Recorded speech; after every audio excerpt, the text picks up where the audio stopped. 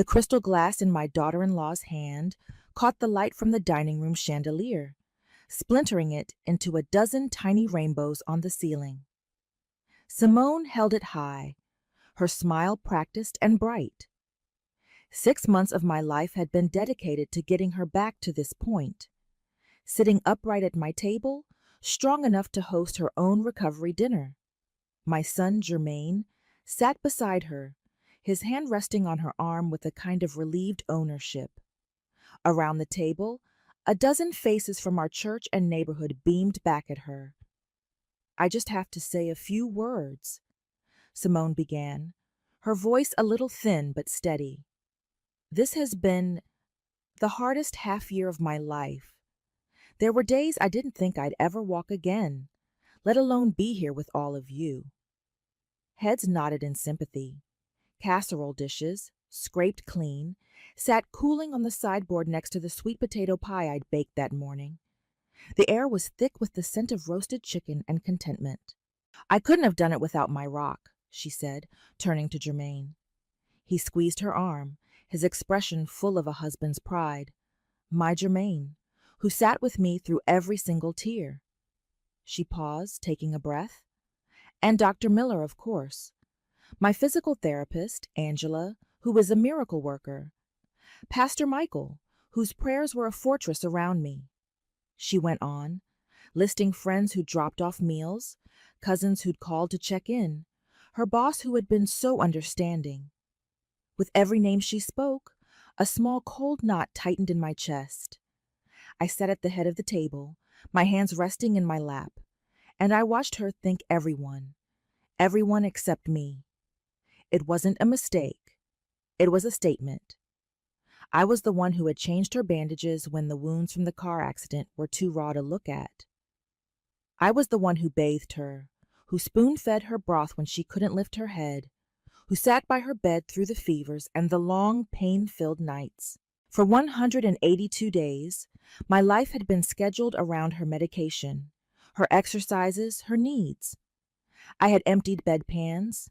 I had washed her hair in a basin. I had held her while she wept with frustration. My reward, it seemed, was to be edited out of the story. I felt the eyes of my neighbor, Mrs. Henderson, flicker toward me for just a second, a question in them. I gave nothing away. I kept my back straight, my expression placid. I picked up my own water glass, the condensation cool against my fingertips, and took a slow, deliberate sip. The water tasted of nothing.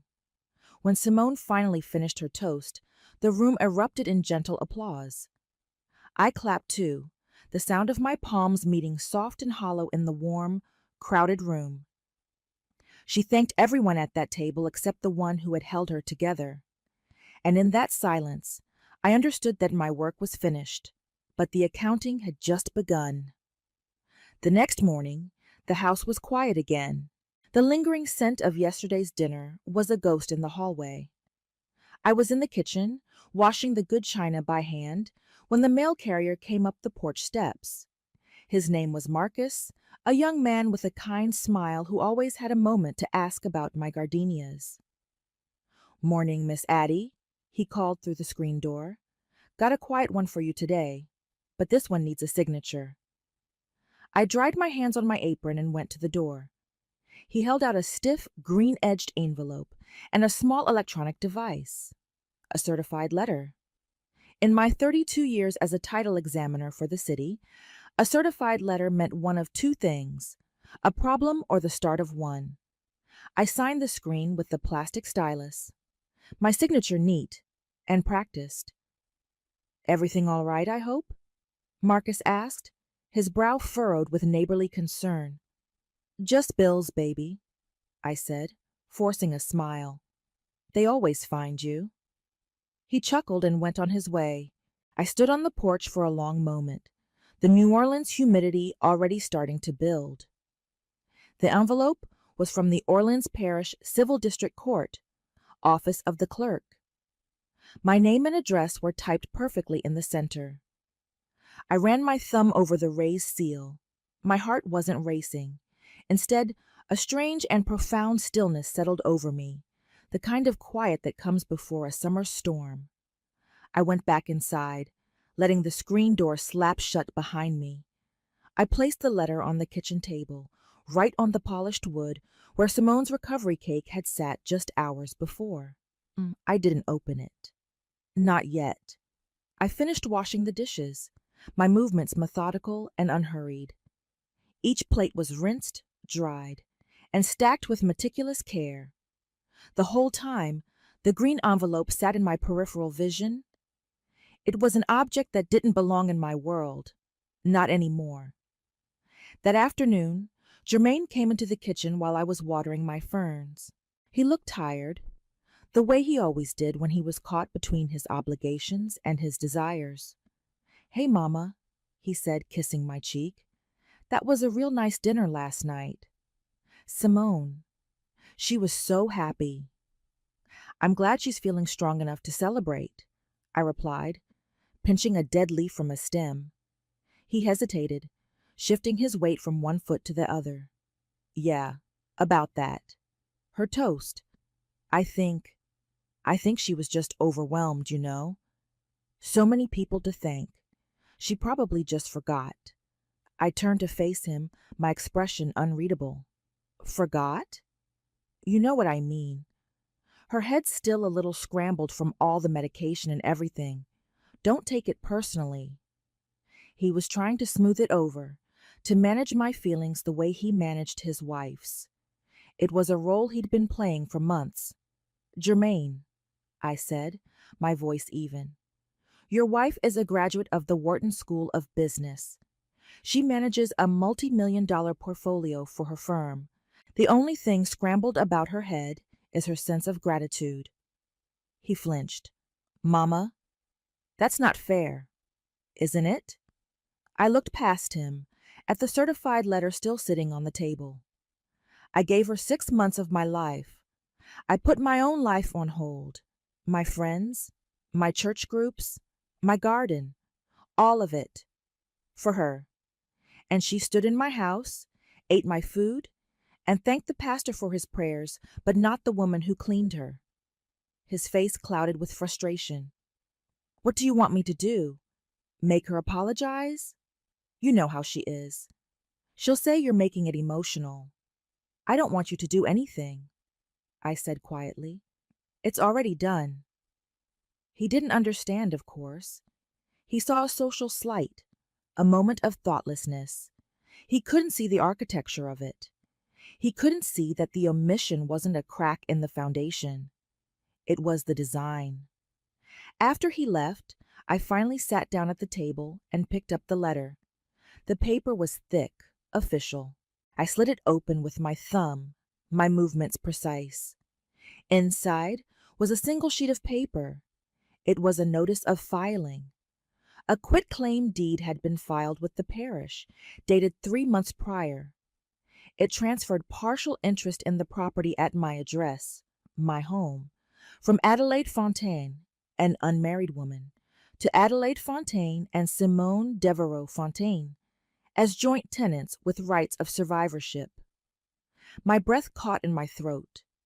Just for a second. The house, this Treme double shotgun, was the only thing of real value my ex-husband hadn't managed to lose. I had worked for years to pay it off after he left, my salary from the examiner's office going straight to the mortgage. The warranty deed from 1998 was in my name, and my name alone. It was the bedrock of my independence, the one piece of ground in the world that was entirely mine.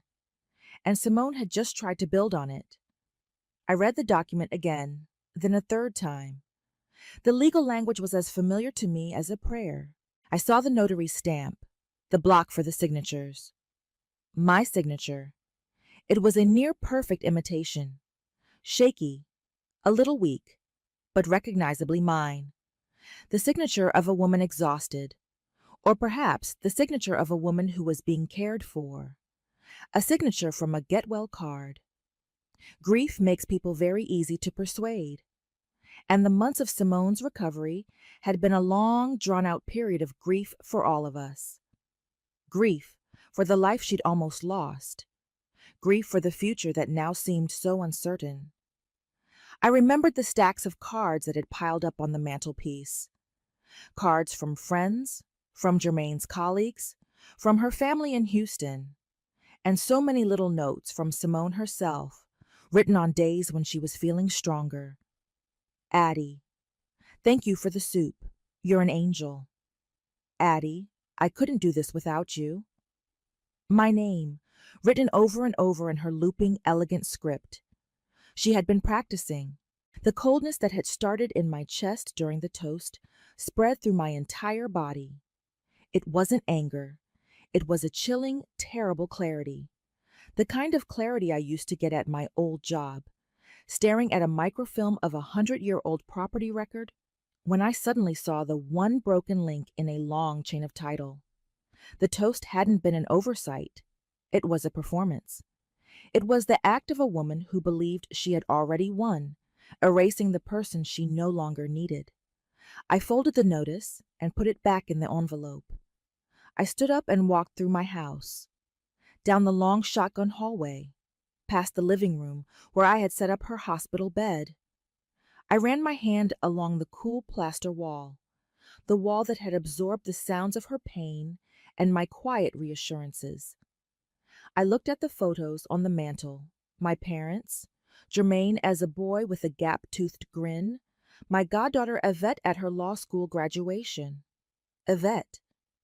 I went to the phone and dialed her number. She picked up on the second ring. Godmother Addie, everything okay? How was the big dinner? Yvette, baby, I said, my voice perfectly calm. I need your eyes on something. It's a legal matter. There was a pause on the other end of the line. Yvette knew my voice. She could read the spaces between my words. What kind of matter? She asked, her tone shifting from casual to professional. Property, I said, my property. I met Yvette for lunch the next day at Dookie Chase's. It felt right to be there, in a place built on dignity and endurance. The scent of gumbo and fried chicken hung in the air, a comforting blanket. Yvette arrived looking sharp and focused in a navy blue suit, her paralegal mind already at work. She'd never taken to Simone, a fact she'd managed with polite distance over the years. She found her too polished, too transactional. Apparently, ambition works both ways. We ordered iced tea, and I slid the envelope across the table. I didn't say anything. I just watched her face as she read the notice of filing. Her eyebrows drew together, forming a tight line of concentration. She read it twice, her lips moving silently. Then she looked up at me. A quitclaim deed? Godmother, when did you sign this? She asked, her voice low and urgent. That's the thing, I said, stirring my tea. I didn't. Yvette stared at me, her dark eyes wide. She looked back down at the photocopy of the deed that had been included with the notice. She studied the signature. It looks like your hand, she murmured. A little unsteady, but it's yours. Look closer, I said. I pulled a birthday card from my purse, one Simone had given me last year. I opened it and laid it on the table next to the deed. The signature inside read, Love, Simone. Then I pulled out another card, a small get-well-soon note I had saved. It was from one of my church friends, but on the back, Simone had scribbled a list of medications for me. At the bottom, she had signed my name to a pharmacy release form I'd asked her to handle online. Adelaide Fontaine. Yvette looked from the deed to the card, to the pharmacy note. She slid them around on the table, lining up the signatures. Her breath hissed out between her teeth. Oh, no, she didn't, Yvette whispered. This is traced. Look at the pressure points, the way the A starts. It's too perfect. It's the signature of someone drawing, not writing. She practiced on this pharmacy form, and then she found a good, clean one from a thank you note and traced it onto the deed. And suddenly, I understood something. The endless stream of cards. Simone had insisted on writing thank you notes for every flower, every meal, every phone call. Germaine and I had thought it was a way for her to feel productive, to fight off the depression. We'd bought her boxes of beautiful stationery, fine tipped pens. I had propped her up with pillows so she could write. She'd fill them out, and I would seal them and put them in the mail. But not all of them, I realized. She must have kept some, the ones with the best signatures. She was always writing those notes, Yvette said, her voice laced with a cold fury I did not yet allow myself to feel. She told Germaine it was to strengthen her hand after the surgery. She was strengthening her hand all right. My own hands felt very cold. I wrapped them around my glass of tea, trying to borrow its warmth. She needed my signature for pharmacy refills, insurance papers. I gave her permission. I trusted her to handle things while I was focused on her. She used that trust, Yvette stated flatly. Okay, a forged signature voids the deed, but we have to prove it. A handwriting expert is expensive and slow. We need something faster, something undeniable. She tapped her finger on the notary stamp on the document. We start here. Who is this notary? And when exactly did this supposed signing take place? The name on the seal was one I didn't recognize. Clarice Thibodeau. The date of notarization was April 17th. 3 months ago. A Tuesday. I closed my eyes, my mind scrolling back through the calendar of those endless repetitive days. April. That was a bad month. Simone had developed an infection and had to be readmitted to the hospital for a week. The date felt wrong, but the memory of that time was a blur of antiseptic smells and beeping machines. I need to make a call, Yvette said, already pulling out her phone. I know a guy at the Secretary of State's office. We can get a location for this Clarice Thibodeau. She looked at me, her expression softening for the first time. Are you all right, godmother? I'm fine, I said, and it was mostly true. The shock was hardening into something else, something solid, something familiar. It was the feeling I used to get when I was handed a complex title search, a property with 100 years of messy claims and liens. It was the feeling of a puzzle waiting to be solved. Let's find out where I was on April 17th. The next few days were a quiet flurry of activity. Yvette worked her connections, her voice low and efficient on the phone. I went about my days as if nothing had changed. I watered my plants. I cooked red beans and rice because it was Monday. I listened to Irma Thomas sing about pain and heartache, and her voice filled the empty spaces in my house. Germaine and Simone were giving me what they called space after my reaction to the toast. They didn't call. I was grateful for the silence. It gave me room to think. Yvette found the notary. Clarice Thibodeau worked out of a small shipping and printing shop over on Canal Street, a place that offered notary services alongside faxing and passport photos. It was not a name I knew from my professional life. She was not one of the old guard notaries who worked with the big law firms downtown. This feels sloppy, Yvette said over the phone. Someone who wants to do this cleanly would use a private notary, someone discreet. This is a walk-in service. It means Simone probably brought you there. You signed in front of this Clarice and walked out. Except I didn't, I said. I haven't been to Canal Street in a year. And in April, I barely left Simone's side. We need the notary log, Yvette said. Every notarization has to be recorded in a logbook with the date, the type of document, and the signature of the person whose document is being notarized. If she forged the signature on the deed, she forged it in the logbook too. Getting a look at that log won't be easy, I cautioned. It's private property. Leave it to me, Yvette said. There was a steel in her voice that reminded me of my own mother. While Yvette worked on the notary, I worked on the timeline. April 17th. I pulled out the calendar I had kept during Simone's illness.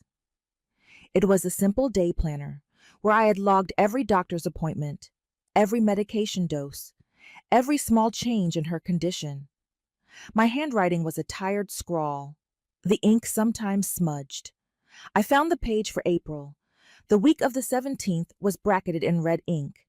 At the top, I had written, Simone back in Turo. Infection. My blood ran cold. She hadn't been home. She had been in the hospital. I flipped through the pages. April 15th, admitted 3 a.m., high fever. April 16th, IV antibiotics. Sedated. April 17th, doctor says responding well, still heavily sedated, sleeping. April 18th, more lucid today, asking for Jermaine. I stared at the entry for the 17th, sleeping, heavily sedated. There was no earthly way she could have gone to a shipping store on Canal Street that day, and I certainly hadn't. I was at the hospital, sitting in a vinyl chair by her bed, reading a book and listening to the rhythmic beep of her heart monitor. I called Yvette immediately. She was in the hospital, I said, my voice tight. She was sedated all day on the 17th. There was a sharp intake of breath on the other end of the line. Are you sure, godmother? I have my notes. I wrote it all down. That's it then, Yvette said, her voice ringing with triumph. That's the undeniable proof. If we can get the hospital records and the notary log, we can prove she couldn't have been there. This whole thing falls apart. There's someone who can help with the hospital records, I said, my mind already moving to the next step. A nurse there, Patrice. She was kind to me. Nurse Patrice was a tall, graceful woman with kind eyes and hands that were always gentle. She had been the primary nurse on Simone's floor during her readmission. I had spent hours talking with her in the quiet of the hospital hallway, two women sharing stories while waiting for machines to do their work. I found her number in my address book and called the hospital. They put me through to her station. Miss Addie, it's so good to hear your voice, she said warmly. How is Simone doing? I saw the pictures from her party on Facebook. She looks wonderful. She's doing much better, Patrice. Thank you, I said. I'm actually calling about that week she was with you in April. I need to ask you something, and I need you to be very discreet. I explained the situation carefully, leaving out the accusations, focusing only on the timeline. I told her that a legal document had been signed on April 17th, and I needed to confirm Simone's condition on that specific day. There was a long silence. I could hear the faint sounds of the hospital in the background, a paging system, a distant cart rolling. Miss Addie, Patrice said finally, her voice low and serious. I can't share official records with you. You know that. HIPAA laws. But I can tell you what I remember. And I was working a double shift that day. Your daughter-in-law was on a morphine drip for post-surgical pain. She was not, as you say, lucid. She was sleeping for probably 20 hours out of 24. There was absolutely no way she left her bed, let alone the hospital. I administered her medication myself at 8 a.m., 2 p.m., and 8 p.m. I was the one who signed her chart. The final piece clicked into place. The foundation of Simone's story had just crumbled into dust. Thank you, Patrice, I said, my throat suddenly tight. That's all I needed to know. You take care of yourself, Miss Addie, she said softly. Some people forget who was there for them in the dark. 2 days later, Yvette called me. She sounded breathless. I got it, she said. I have a copy of the logbook page. How? I asked, sinking into a chair. My guy is actually a girl, and she owes me a very big favor. She went to the shop to get a passport photo, and while she was there, she created a distraction. A very loud, very complicated argument about the quality of the photo. While the owner was busy with her, I walked in, acting like I was just another customer. I told the young man behind the counter, Clarice, that I was a courier and I needed her to check a notarization from a few months back for a law firm.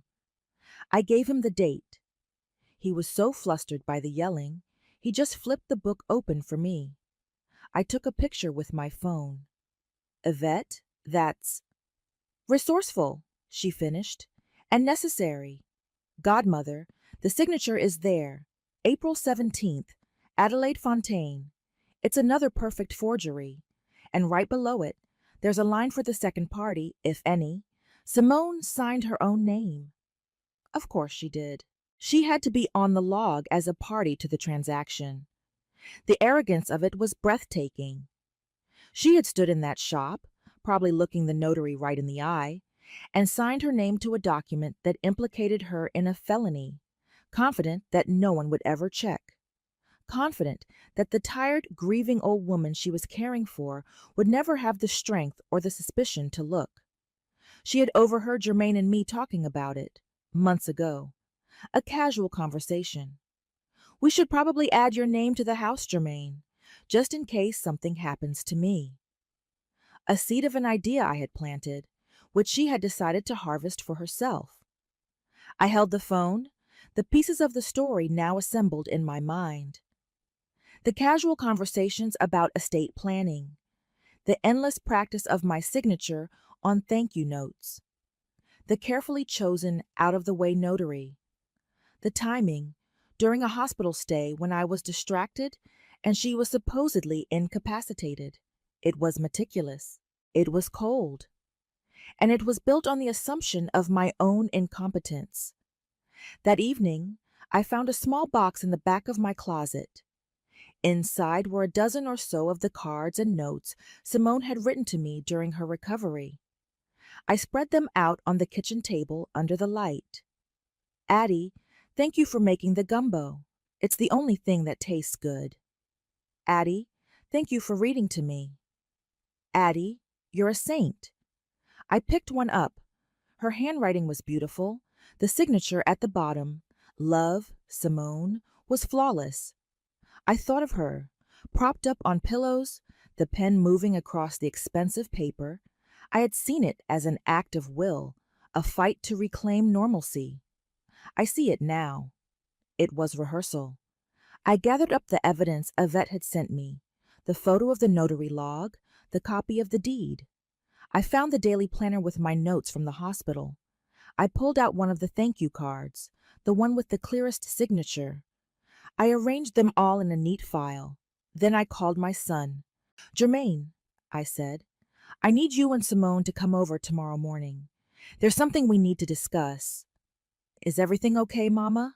He asked, a note of weariness in his voice.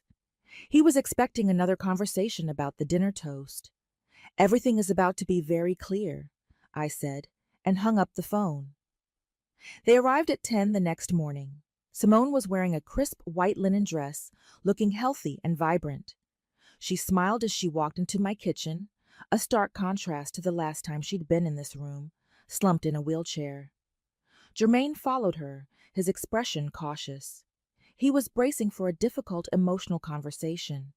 He had no idea. Good morning, Addie, Simone said, her tone bright and conciliatory. I'm so glad you called. I feel like there's been some tension since the dinner, and I wanted to clear the air. Sit down, Simone, I said, gesturing to the kitchen table. My voice was quiet, but it held a new weight that made both of them pause. They sat. I remained standing. The morning sun streamed through the kitchen window, illuminating the dust motes dancing in the air. It was a perfectly normal morning. I let the silence hang for a moment before I spoke. Germain, do you remember a few months ago we were talking about adding your name to the deed of the house?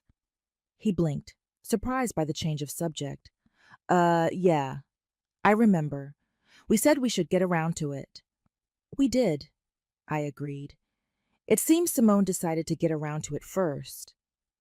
I slid the first document across the polished surface of the table, the notice of filing. Simone glanced at it, her composure unwavering. Oh, that. she said with a dismissive little wave of her hand. Addie, you're getting worked up over nothing. We talked about this, remember? You were worried about probate and wanted to make sure the house was protected. You signed the quitclaim to add me. It just makes things simpler, with me managing the finances and all. Jermaine looked from the paper to me, then to his wife. He was confused. Mama, you signed this? No, I said calmly. I did not. Simone let out a short, sharp laugh. It was a terrible sound. Addie, please, your memory. It's not what it used to be. You've been under so much stress. We did this together. I drove you to the notary myself. Did you? I asked. I slid the second piece of paper onto the table. It was one of the thank you cards, the one with her perfect signature of my name on the pharmacy release form. I placed it directly beside the forged signature on the copy of the deed. The similarities were damning. The tremor, the angle, the pressure. They were identical. This is my signature when I write it. And this, I tapped the deed, is my signature when you draw it. Simone's smile faltered. A flicker of something, fear, annoyance, crossed her face before being replaced by a mask of wounded indignation.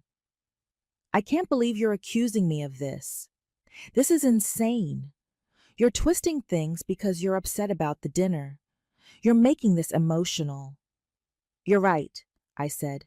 This isn't emotional. It's factual. I laid down the third piece of paper, the printout of the photograph of the notary's logbook. Yvette had circled the entry in red. April 17th. 2 signatures. Adelaide Fontaine, Simone Devereaux Fontaine. The notary log shows us both there on April 17th, I said, my voice as steady as a rock. That's your signature, isn't it, Simone? She stared at the paper, her mouth a thin, hard line. She didn't answer. Jermaine leaned forward, his eyes scanning the page. April 17th? But you were in the hospital, Simone. We were all at the hospital. Exactly, I said. And I placed the final piece of evidence on the table. My daily planner, open to the week of April 15th. The entry for Tuesday, April 17th, was clear. Simone back in Truro. Infection? Heavily sedated. Sleeping. The room was utterly silent. The only sound was the hum of the refrigerator. Jermaine slowly sat back in his chair, his face ashen. He looked at his wife, truly looked at her, and for the first time, he saw the stranger I now saw. Simone's composure finally broke. It wasn't a dramatic collapse, but a subtle deflation. The brightness left her eyes. The confident set of her shoulders slumped. She stared at the papers on my kitchen table, a timeline of her deceit laid out in black and white. She had been so careful, so meticulous, but she had made one critical mistake. She had underestimated me. She saw a tired old woman, easily confused, easily dismissed. She never once saw the title examiner who had spent a lifetime reading the fine print. A refinance on the house closes in 11 days, doesn't it? I asked quietly. It was a guess, but a logical one. You don't add a name to a deed unless you plan to leverage the asset. All that debt from business school? It must be a heavy weight. She finally looked at me. Her eyes were cold, stripped of all pretense. There was no remorse in them, only the flat, hard look of being caught. You have no idea what it's like, she whispered, her voice venomous. The pressure, what it takes to get ahead. I know what it takes to be decent, I replied. It seems that's a cost you were no longer willing to pay. I turned to my son. His face was a mask of pain and disbelief. Jermaine, I'm going to the courthouse this afternoon to file a fraud affidavit. This quitclaim will be voided. I am calling a locksmith to change the locks on my doors. You and your wife will need to find somewhere else to stay. Mama, he choked out, his voice thick. I I didn't know. I know you didn't, I said, and the sadness I felt for him was deep and real. He was a victim here too, caught in the web of his wife's ambition. But she is your wife. You have choices to make. Simone stood up, her chair scraping harshly against the floor. She didn't say another word. She walked out of my kitchen, out of my house, and did not look back. Jermaine stayed for a moment longer, his head in his hands. Just give me some time, Mama, he pleaded, his voice muffled. I need some time to think. I reached out and put my hand on his shoulder. Take all the time you need, son, I said. But I knew, and I think he knew, that some things, once broken, can never be fully repaired. A line of trust had been severed as cleanly as a signature cut from a page. After he was gone, I stood alone in my kitchen. The sun had shifted, and the papers on the table were now in shadow. I gathered them up, my movements slow and tired, and put them back in their file. The house was quiet again, but it was a different kind of quiet. It wasn't empty. It felt reclaimed. It felt like mine again. I lost a daughter-in-law that day, the woman I had bathed and fed and cared for, or perhaps I had never really had her at all. I had only been caring for a stranger, a performer playing a role until she no longer needed her audience. The loss was real, a hollow space where a fragile hope for family had once lived. But what I gained was the solid, unshakable ground beneath my own feet. I walked to the living room and put on a record. The familiar, soulful voice of Irma Thomas filled the hallway, the sound of my city, of my life. I had spent 6 months listening to the sounds of someone else's pain. Now I could listen to my own music again. The work of care is a sacred thing. It is a gift given with no expectation of reward.